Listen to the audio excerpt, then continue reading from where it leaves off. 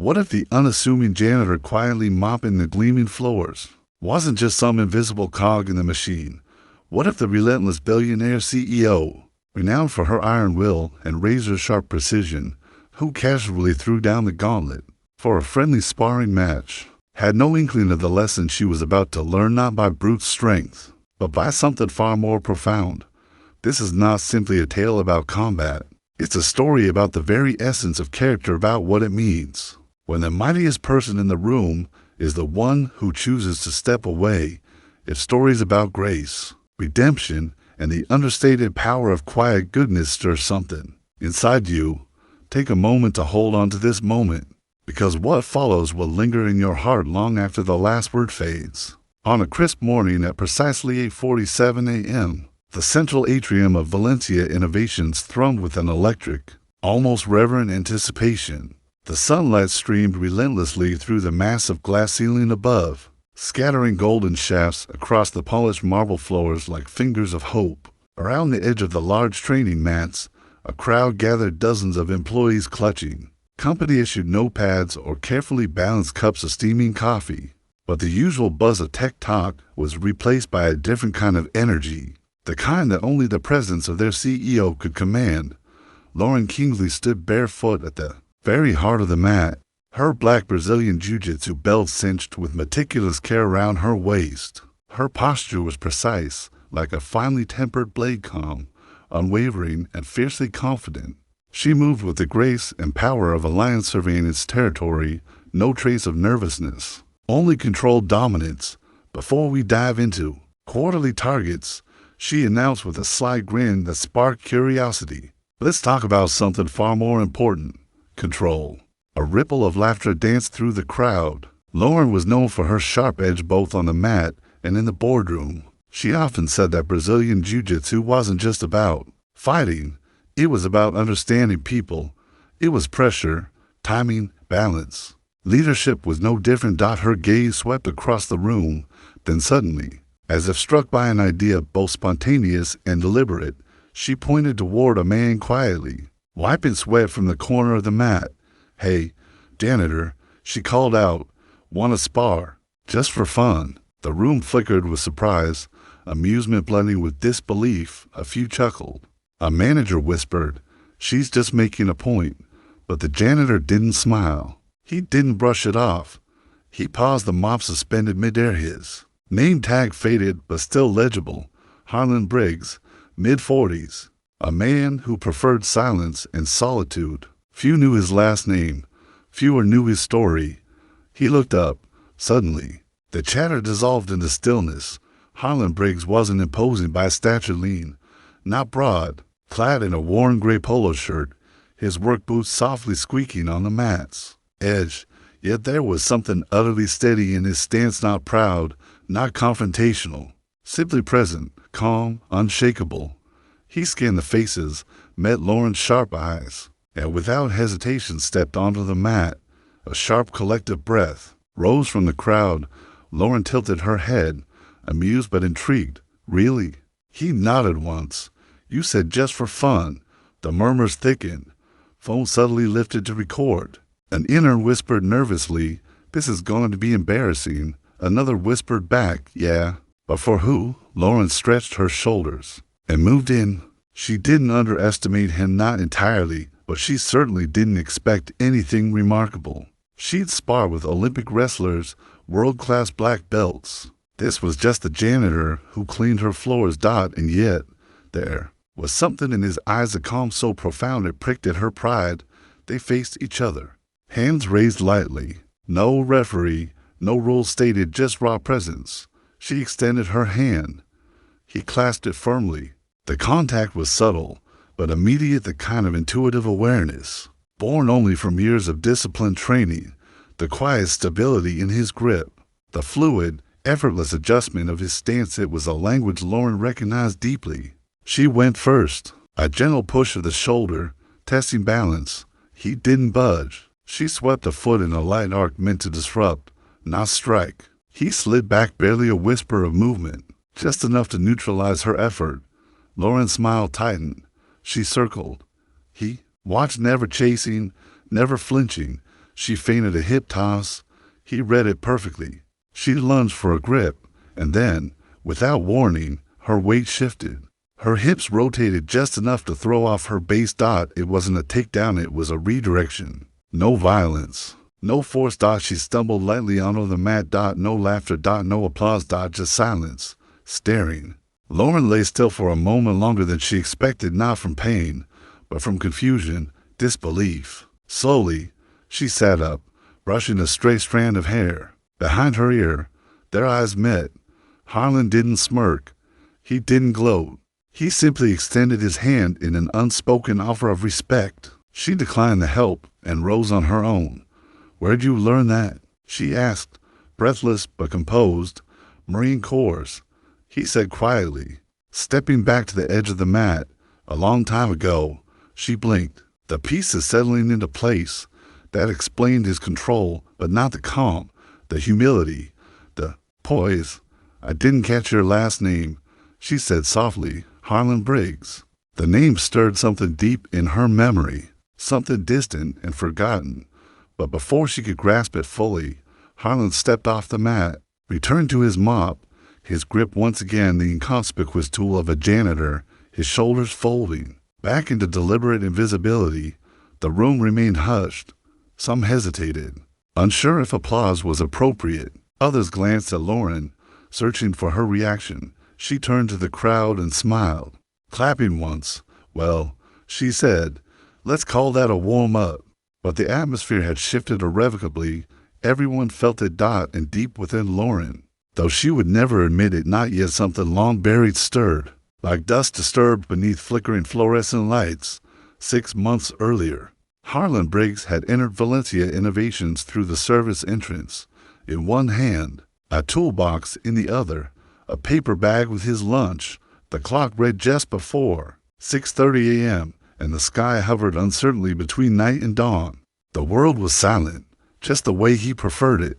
He had taken the janitorial job because it paid enough, came with benefits, and most importantly, let him remain unseen.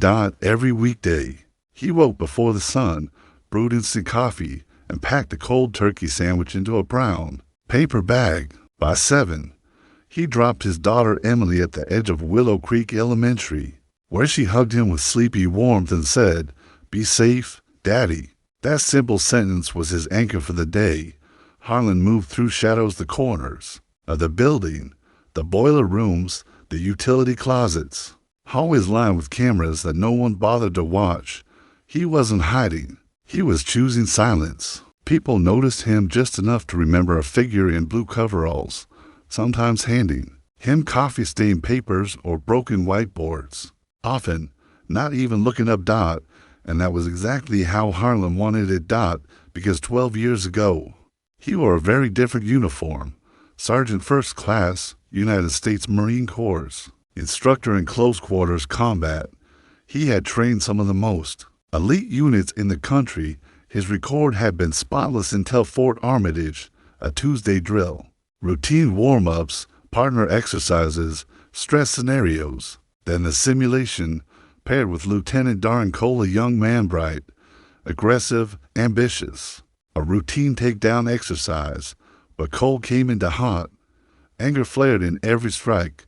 Harlan adjusted, deflected, controlled until instinct betrayed him. One miscalculated move, a counter joint lock, a spine twisted half an inch too far.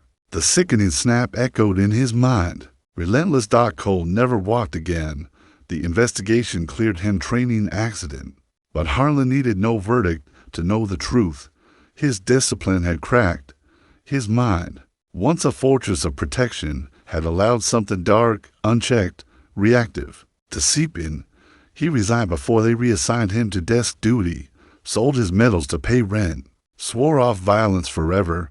Since that day, his uniform was always the same utility blue, pneumatic stitched over his heart. No stripes. No ribbons. No reminders. He hadn't set foot in the gym since. And then there was Valencia Innovations. To most, a gleaming Silicon Valley marvel. Glass towers, brilliant minds, ping-pong tables shadowing million-dollar strategy meetings. To Harlan, it was a sanctuary, a place with steady paychecks and restrooms in desperate need of scrubbing.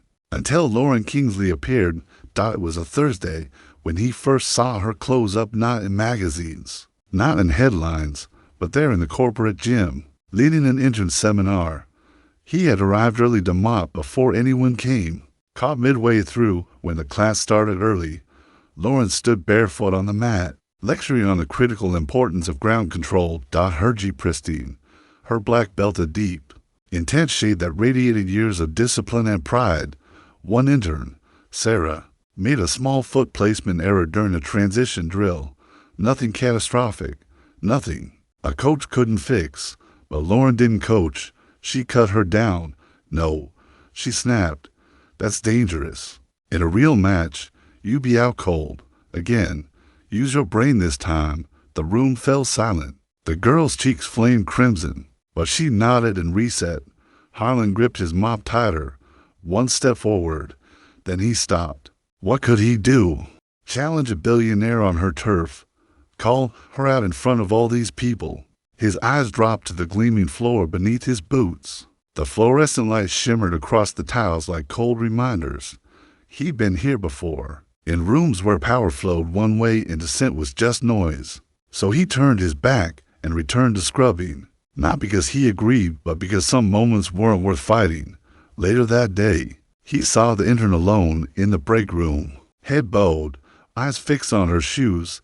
He wanted to say something, anything, but instead, he left a fresh bottle of water beside her and walked away. Kindness doesn't need to be loud or named. It simply needs to be done. Still, Lauren stayed with him not because of her beauty or status, but because of the fierce intensity she carried.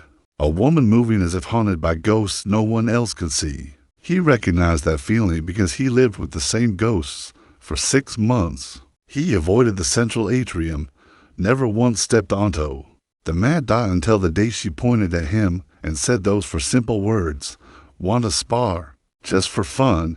The morning his boots met the mat and their eyes locked, he felt the weight of 12 years shift. Not vanish, not a race, just move enough to breathe. Lauren Kingsley didn't just enter rooms, she claimed them, boardrooms at Valencia, Innovations. Tech conferences. Brazilian Jiu-Jitsu mats. Her presence was magnetic, coldly precise, commanding. To the world, she was Silicon Valley's golden girl, a billionaire before 30, a Stanford dual-degree prodigy, a former BJJ champion who once submitted a national title holder at 15. Magazine covers hailed her as the future incarnate. Investors called her flawless. But none of those accolades ever warmed the cold armor she wore beneath. Lauren moved through life with the practiced poise of someone who long ago stopped hoping to be seen for who she truly was. She didn't cry. She didn't laugh aloud. She avoided small talk. And yet, when Harlan Briggs stood across from her on that mat, their lives converged in a moment that neither had expected, where wounds whispered beneath the surface, where pain transformed into the fragile but powerful hope of second chances. In that quiet sparring match, something deeper than physical strength was revealed. A story not about winning or losing, but about redemption. Grace. And the quiet, unyielding power of goodness. She was a victor, no doubt, and she made certain the world heard it loud and clear. Each morning by 9, before most had settled into the rhythm of the day, Lauren Kingsley had already mastered her domain, poring over performance metrics, meticulously revising internal memos, and outpacing even the sharpest minds heading major divisions with her relentless flow of project ideas. Her presence in the company gym 3 times a week wasn't driven by obligation. No, for Lauren, control both of mind and body was not just discipline, it was survival itself. Control was her lifeline.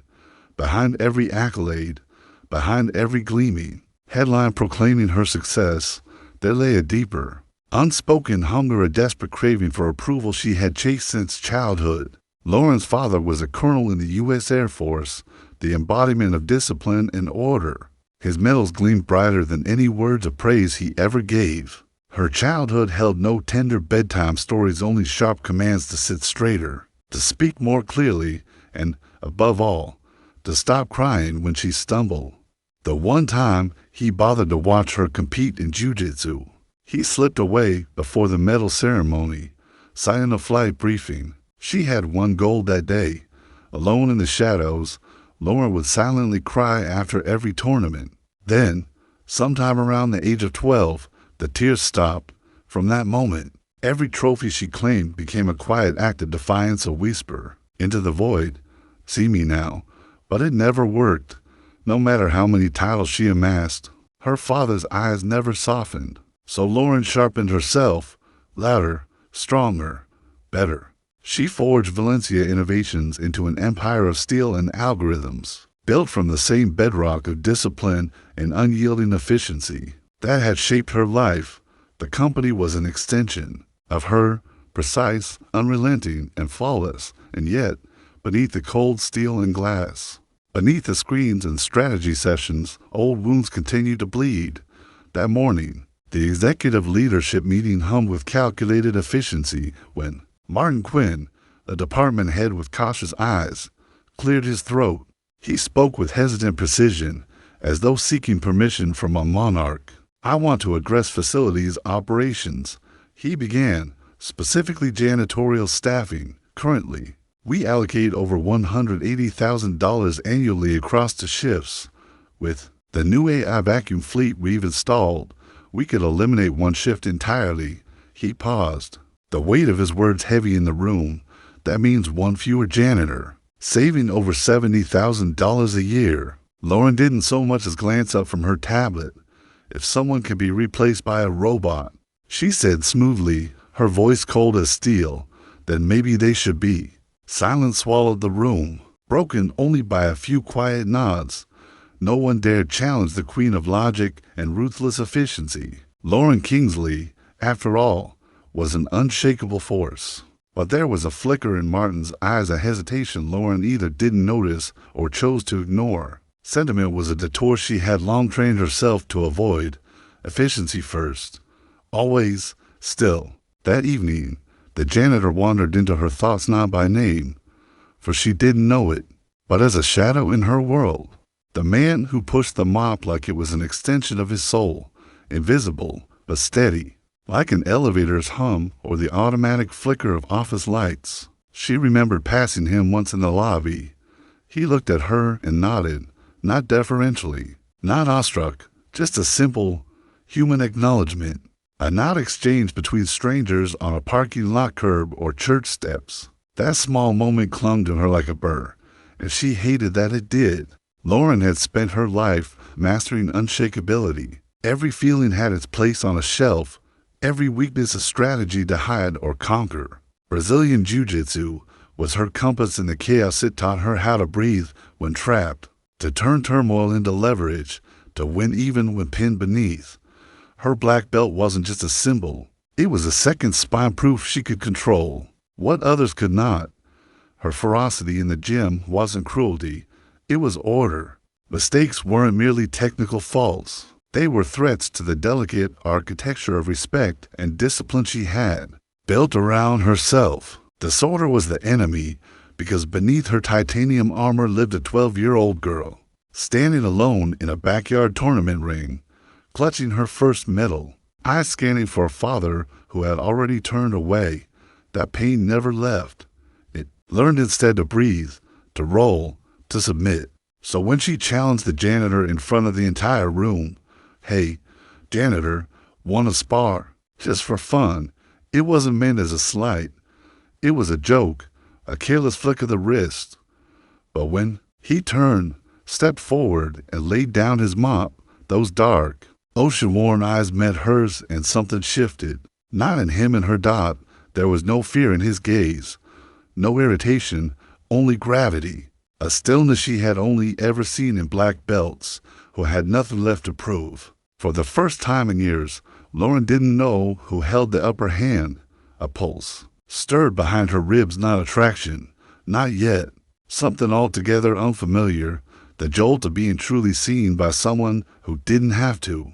They faced each other, palms raised, bodies poised. The room held its breath. Lauren smiled her signature blend of charm and challenge, but the smile never quite touched her eyes. because a quiet voice inside whispered, "You might finally lose." And she didn't know whether that scared her or thrilled her. The room fell into a hush. Lauren Kingsley, billionaire CEO and black belt in Brazilian Jiu-Jitsu, stood at the mats. Center, sleeves rolled high, chin lifted in that familiar tilt of quiet command. She offered the janitor Harlan. Someone had finally remembered an open stance. Her palms drifted forward, fingers relaxed, shoulders loose. Her eyes shimmered with the confidence of 1,000 untouchable storms. Across from her, Harlan Briggs moved like ancient stone warmed by the sun and weathered by time. No posturing, no bouncing on heels, just steady, deliberate steps forward. One hand rose in greeting, one foot rooted firmly behind. Ready? Lauren's voice was low but clear. A single nod dot, they tapped hands, and it began. Lauren struck first, not aggressive, just a gentle arm drag to test balance. Her fingers brushed his forearm. He pivoted backward with effortless grace. She advanced again. A faint foot sweep, followed by a faint grip break. Harlan didn't flinch. He didn't defend. He guided dot, his body rotated like a mighty tree bowing. In the one strong yet yielding dot, his right hand barely touched her elbow, his hip angled sideways, subtly shifting the axis of power. Dot, then, in a blink, Lauren lost her footing. The world tilted. Her shoulder kissed the mat with a soft thumb knot. Violent, not harsh, almost elegant. A sweep of precision, not power. Lauren lay blinking up at the sterile white ceiling. Her braids sprawled across the mat like a question mark. The fluorescent hum buzzed overhead, but the air in the room thickened with stunned silence. Dot, no laughter. Dot, no applause, only disbelief. What had just unfolded was no accident. Dot, it was mastery. Lauren rose slowly, expression unreadable. Then, for a brief flicker, vulnerability broke through. Not anger, not confusion, but something raw, honest, and achingly human. She dusted off her elbow, then looked him in the eye. "Where did you train?" she asked softly, curiosity edging out pride. Harlan did not smirk or boast.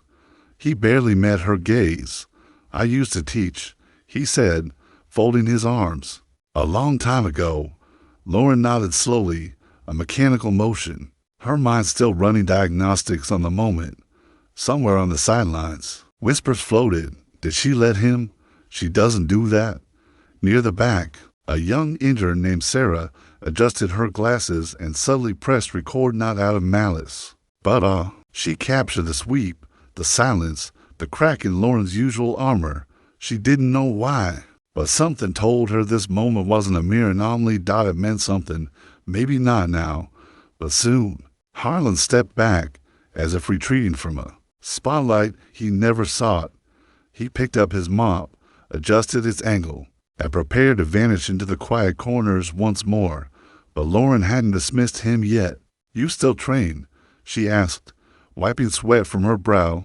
"No," he replied, simply, "not anymore." She studied the lines etched around his mouth, the calm in his voice, the weight beneath it. Something unsaid hovered between them, but she held her tongue.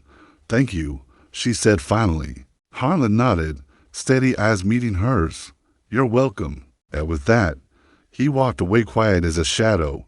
The crowd slowly dispersed, murmurs rippling like water across a still pond. No one could quite explain it, not the technical finesse of the sweep, not the commanding presence Harlan had wielded, and certainly not the rare fracture that had appeared in Lauren's unyielding facade. Back in her office, Lauren sat slumped in her high-backed leather chair, staring at the floor longer than usual. Her team sent her 3 reports. She didn't open a single one. Her coffee grew cold. For the first time in ages, she wasn't reviewing charts or quarterly KPIs. She was reliving the sweep. Not the fall, the grace. How it felt, not humiliating, but right like a reset. Meanwhile, in the interim break room, Sarah watched the video on her phone over and over. She didn't post it. Not yet. She wasn't sure why she recorded it at all. Only that deep down, she knew this wasn't about a janitor defeating a CEO. It wasn't about a fight. It was about a fracture, a shift, a light slipping through a crack. Back in the lobby, the mats were rolled away. The murmurs faded and office life resumed its relentless hum. But beneath the surface, beneath the flickering lights and clattering keyboards, something irrevocably changed.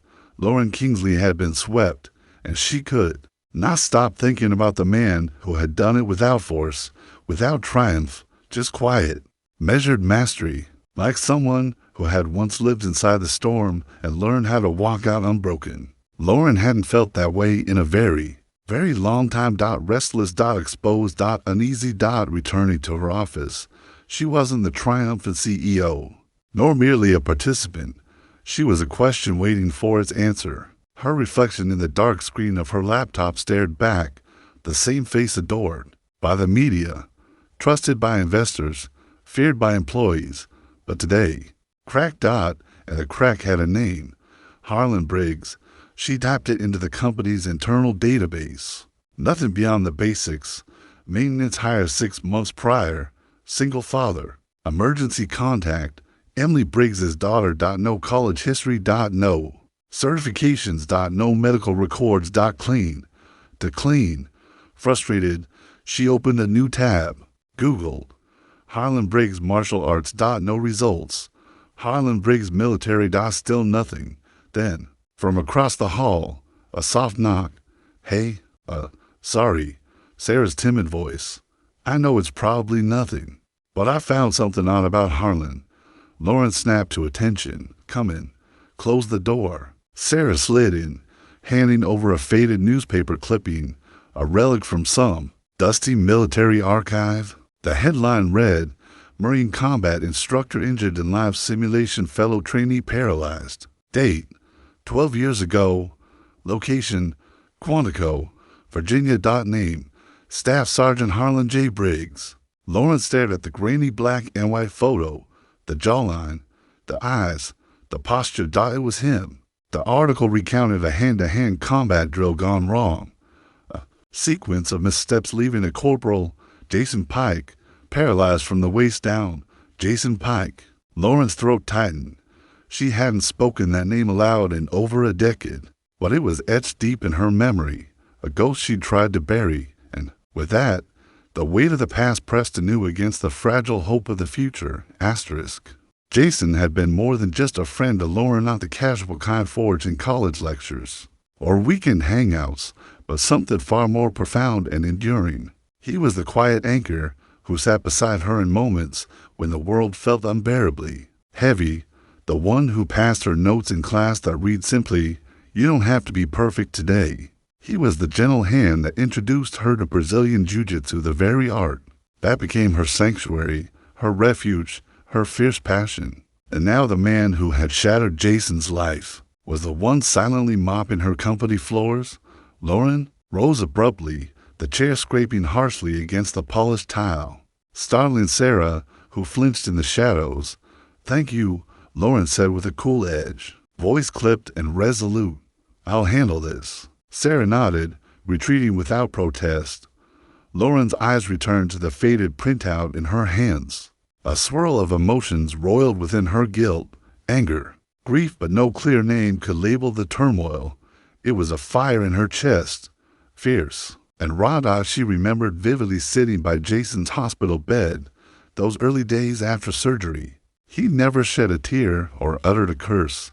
Instead, his gaze drifted out the window as he whispered, "I'm not mad at him, Lauren. Accidents happen, but I think he'll carry this longer than I will." Back then, she hadn't understood the weight of those words. Now, she did. Understanding didn't soften the bitter knot rising in her throat. The same man Harlan Briggs stood across from her on the mat mere hours ago. He had thrown her with a grace no 6 months of training could have taught. He hadn't forgotten how to fight. He had chosen not to. Why? Why scrub floors? Why disappear into the shadows? Why here, in her company? Lauren pressed the intercom button. "Give me HR, now." But as her finger hovered over the hang-up, doubt rooted her in place. She could fire him easily. No explanation required position redundancy, risk to reputation. It would be unquestioned. But what would that prove? That she remained in control? That she could erase the quiet humility he had handed her on the mat? She exhaled sharply. This was no longer about a mop. It was about a mirror she'd stumbled into one. She didn't like the reflection of justice had its place. So did closure. If Harlan thought he could slip through her company unseen after what happened to Jason, he was mistaken. She wouldn't fire him. No. She would do better. She would reclaim the mat, make him face her again, but this time not for fun. This time, she would win. She picked up the phone again, not to HR, but to facilities, schedule a company event. She said with steely finality, "This Friday evening, all staff, make sure Briggs is there." "Yes, ma'am." "What's the occasion?" "Lawrence." Jaw tightened as she stared out the window. "To promote physical wellness," she replied, voice as cold as steel, and a demonstration of leadership. As she hung up, her eyes drifted back to the clipping. Jason Pike's haunting smile lingered in her mind. Somewhere in the building, the man who had stolen that smile was wiping windows. But not for long. 2 days later, the invitation appeared pinned to the internal employee portal, printed on glossy cardstock, and left in every break room and elevator. Team building Friday. When ego replaces discipline. Mandatory attendance. Casual attire. Company mat provided. Classic Lauren Kingsley. No explanation. No context. Just enough cryptic flair to set whispers aflame. In the hallways and Spar group chat frenzy with titles like Valencia Vultures and Kingsley's Court. But Lauren had a plan. A surgical one. She spent the night combing through security footage from the impromptu sparring match. She trimmed the silence before the fight, cut the moment she stumbled, muted the breath caught when she hit the mat. She slowed down the split second. Harlan hesitated before sweeping her, spotlighted how he held back, how he hadn't delivered the full force he was capable of. By mercy, the restraint stung the most. Lauren had never lost before, not on her home turf. Not in front of her people. But losing wasn't even the hardest part. It was the mercy, the look in Harlan's eyes that said, "I'm not here to win. I'm just tired of being invisible." So she weaponized the footage. The edited video, paired with soft ambient music, became the centerpiece of her lesson. That Friday evening, Lauren stood poised in the newly refurbished Valencia auditorium. Lights, dim. Stage set, her posture immaculate. "In this company," she began, voice commanding the hushed room, "we talk a lot about leadership, about power. But power without control is chaos, and ego without discipline is dangerous." She let the words hang heavy in the air, then pressed play. The video rolled. On screen, Harlan appeared reserved, cautious. Lauren, confident, even radiant. A fast-forwarded tangle of limbs, frames captured her regaining control, standing tall, his shoulders slightly slouched. The audience clapped, hesitant but polite. She smiled, stepping off stage. Yet, deep inside, a fissure grew, because the truth was something else entirely. Backstage, Sarah sat in the tech booth, lips pressed tight, fists clenched. She promised herself she wouldn't get involved. A first-year intern, barely trusted with printer codes, let alone moral reckonings. But what she had witnessed was no mere spar. It was real. Raw. Unscripted. So she did the only thing she could. She uploaded the real video. It began quietly on the internal chat thread. Valencia. Just a simple link. He cleaned floors, then cleaned her ego. Cheeky title, but the footage was anything but. It opened just as that morning had. The janitor mopping marble near the reception desk. Lauren in her tailor G, flashing a confident smirk. "Hey janitor, wanna spar? Just for fun." Laughter. Tension. Silence. Then Harlan stepped onto the mat. The real footage revealed every detail. No edits. No music. Only breath and contact.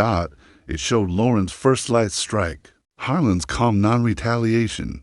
How he redirected her energy with patience. Never aggression. After the final sweep, he paused. His knee gently pressed against her shoulder. His hand hovered, then retreated. He let her go, on purpose. The stunned faces of witnesses. The subtle shift in the room's energy. The close-up of Harlan's hand offered to help her up. No flair. No dominance. Just control. Kindness. By Monday. The video had amassed 1.2 million views, not on TikTok or YouTube, but on LinkedIn. Comments poured in. Never underestimate humility or a janitor. She challenged him. He held back. That's real strength. This man should teach leadership, not mop floors. He's a veteran. Show respect. Lauren sat at her desk, alerts pinging from every direction. Called twice, or forwarded emails demanding answers. Veteran organizations tagged the company, questioning if the CEO had publicly humiliated a former Marine. She scrolled through the comments, each one a chisel striking the statue she had spent years sculpting. Cold, efficient, untouchable. Then an email from Jason. Pike arrived. Subject, saw the clip. Looks like you met your match. Hope you're okay. Harlan still teaching. In his own way. Lauren's breath caught. Jason's words echoed in her mind. I'm not mad at him. She clicked on Harlan's file again. Still bare. Still ordinary. But she saw it differently now. Ordinary people don't walk away from glory. Don't let their opponents save face. Don't carry 12 years of guilt and still show up at 6 a.m. to scrub fluorescent tiles. She closed the laptop and rose downstairs. Harlan wiped a table in the break room as the murmurs began. First a whisper, then a rising wave of voices. Employees nodded as he passed. Some shook his hand. Others clapped his back. One junior engineer saluted. Harlan didn't understand what was happening until he saw Sarah, guilty but proud. I uploaded the full clip, she said plainly. They needed to see it. Harlan stared at her a long moment, then nodded. Thank you. She smiled. They're calling you the humble hammer. He groaned. That's terrible. She laughed. Could be worse. One guy suggested mop fu master. That evening, Lauren stood behind a two-way mirror in the HR training suite, watching Harlan mop the same spot he had cleaned countless times before. No ceremony. No ego. Just rhythm and stillness. She didn't step out. Not yet. But she knew what came next for the first time in weeks. Her jaw unclenched. She saw it clearly. This was no longer about discipline, ego, or image. This was about truth, and Harlan Briggs had shown it without uttering a single word. Lauren Kingsley was no one who broke easily. She had weathered boardroom betrayals, sleepless launches, and media storms hungry for her downfall.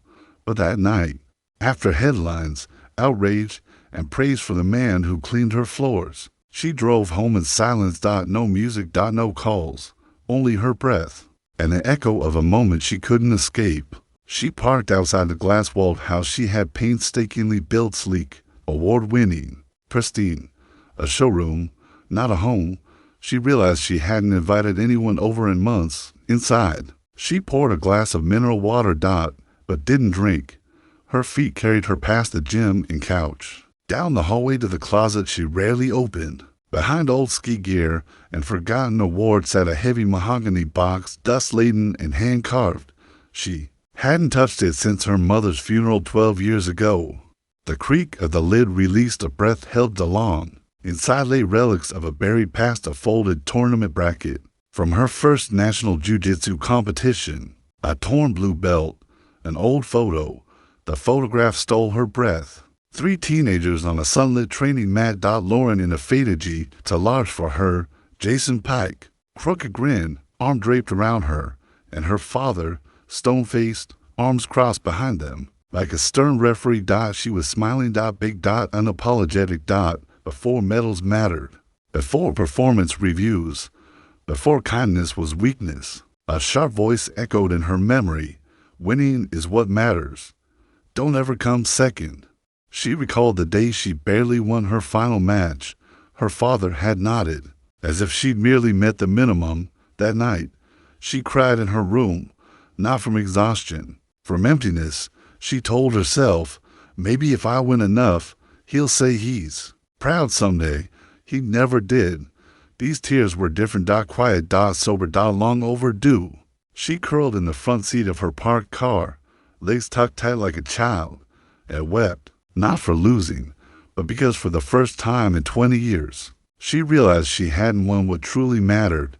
She had become a mirror image of him, cold ambition, relentless pursuit, untouchable dot, and in doing so, she silenced the parts of herself that cared about people more than trophies.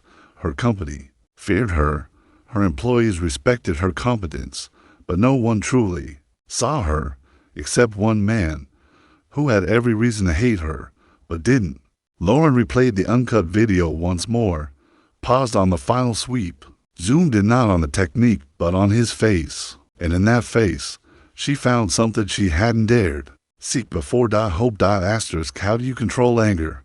What do you do when someone's unfair to you? Have you ever been afraid of appearing weak? Lauren's pen moved steadily across the page, capturing every word. Harlan answered patiently, his voice never rising, never harsh, just calm and measured, each pause deliberate, each response thoughtful. The room held a quiet energy, a gentle magnetism that drew everyone in. When the session ended, applause rippled through the employees, not out of politeness or routine, but born of genuine reverence. Even they were surprised by the depth of their own gratitude. Lauren lingered as the others filtered out. She approached Harlan, who was quietly stacking chairs with careful hands. Placing her own hand on a chair to halt his motion, she met his eyes. I still don't know how to fix everything, she confessed softly. You don't have to, he replied, voice low. Just don't stop trying. A fragile smile broke across her face, different from the practice mask she wore in boardrooms and press conferences. This one was raw, human. I got a letter from your daughter, she said. His eyebrow rose in quiet curiosity. She said, you smiled. A barely audible chuckle escaped him. She notices everything. So do I, Lauren whispered. She lifted the final chair, placing it neatly beside his stack, not as a gesture, but as a quiet beginning. The late afternoon sunlight poured through the expansive paneled windows, casting long, golden stripes across the smooth floor. Dust motes floated lazily in the still air, catching the light like suspended whispers. There was no audience today, no grandstanding, just a gentle, humming curiosity that filled the room.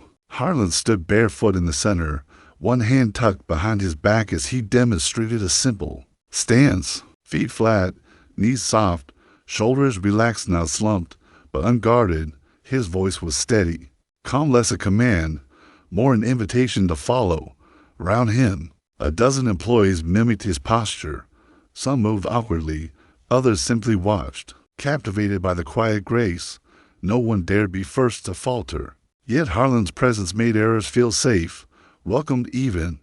Lauren stood at the back, shedding her CEO armor, no sharp suit, no commanding air. Just Lauren, hair tied loosely, clad in a plain black tee, without belt or rank. She moved deliberately, not from doubt, but respect. This space, this moment, belonged to something larger than ambition or control. Emily sat front and center, legs crossed, hands folded in her lap, her shoes neatly set aside by the door. Her little face radiated pure admiration, eyes sparkling with every subtle movement her father made, watching. As if witnessing magic known only to her, Harlan shifted fluidly into a simple transition. Step forward, shift weight, redirect force. This is Odagari, he explained softly. Not because it sounds fancy, but because it works.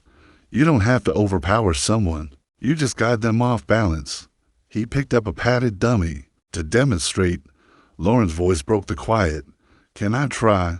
A flicker passed through the room. The air stilled.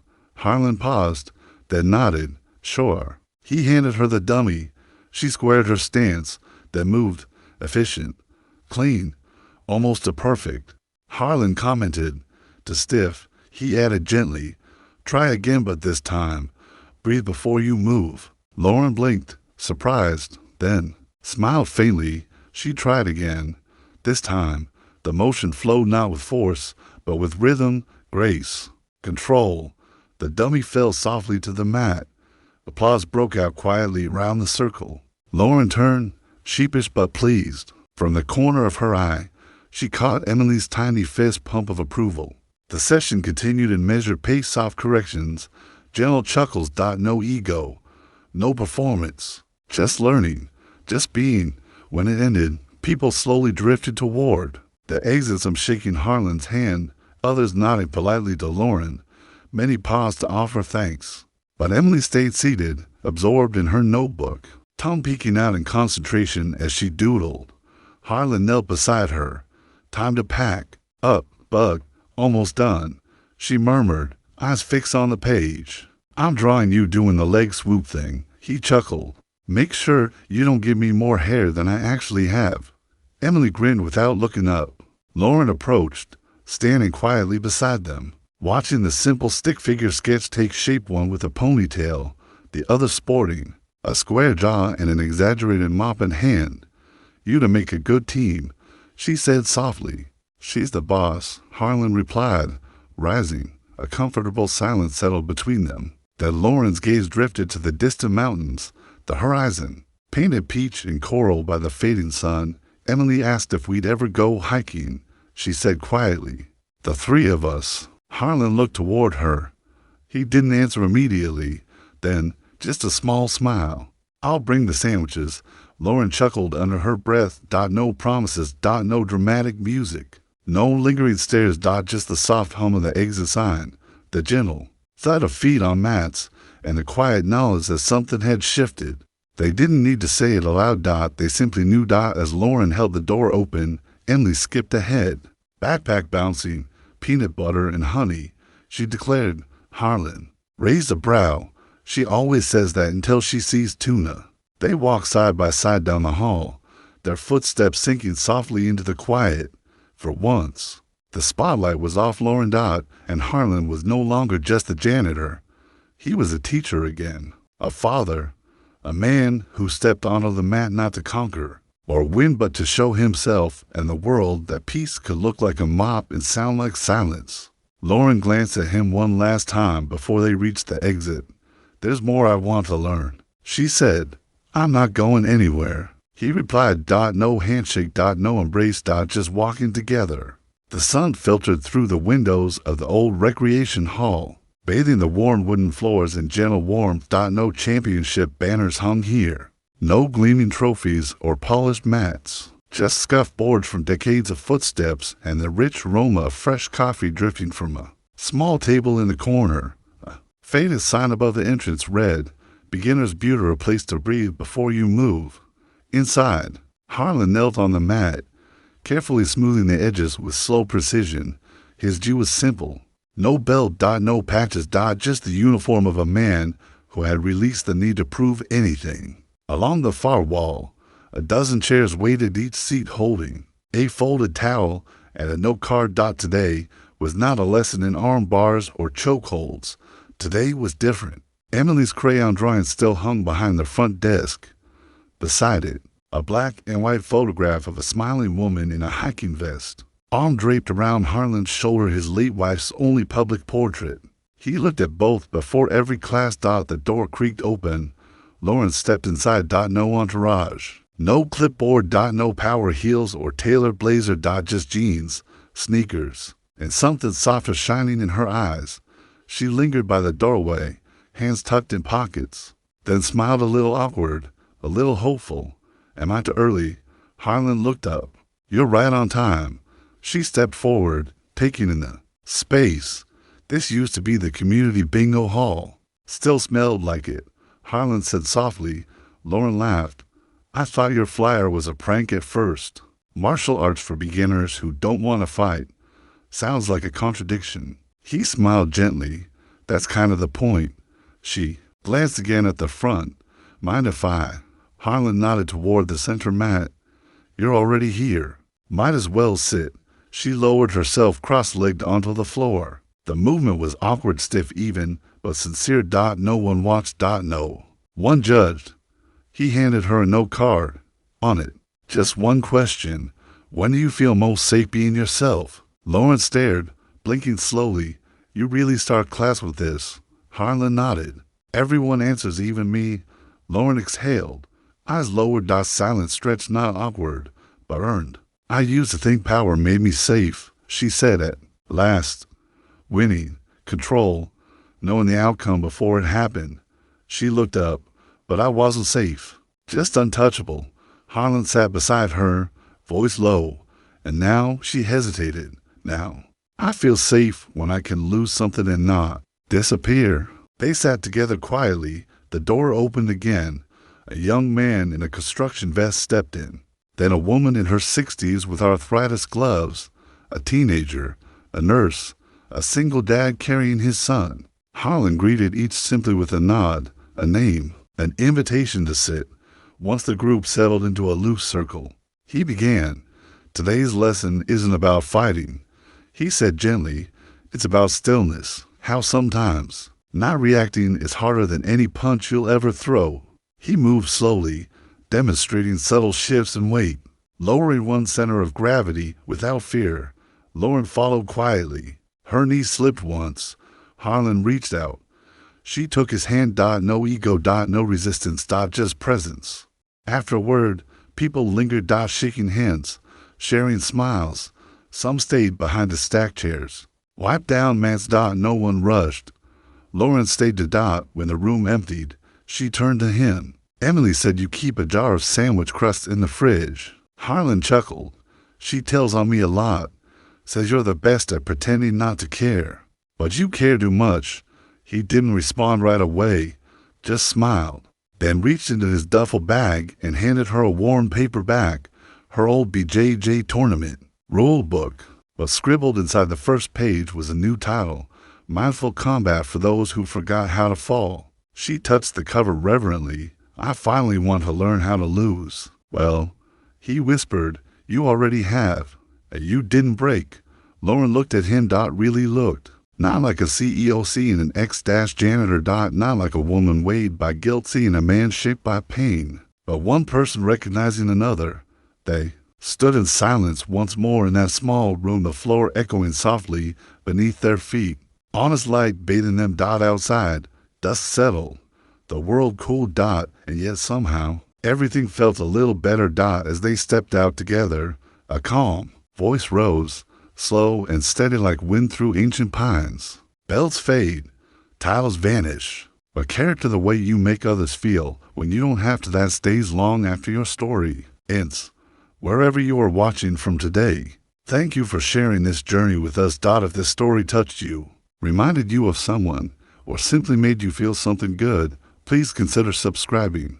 Your support keeps alive stories that honor kindness, quiet strength, and second chances. Until next time, take care of yourself and those who walk quietly beside you.